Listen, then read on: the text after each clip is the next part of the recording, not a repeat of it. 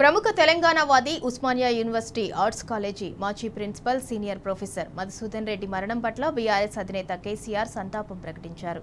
తెలంగాణ రాష్ట్ర సాధన ఉద్యమంలో ఒక ప్రొఫెసర్గా మేధావిగా భావజాల వ్యాప్తి చేస్తూ ఉద్యమ పాఠాలు బోధిస్తూ క్రియాశీలక కృషి నిర్వర్తించారని తెలిపారు.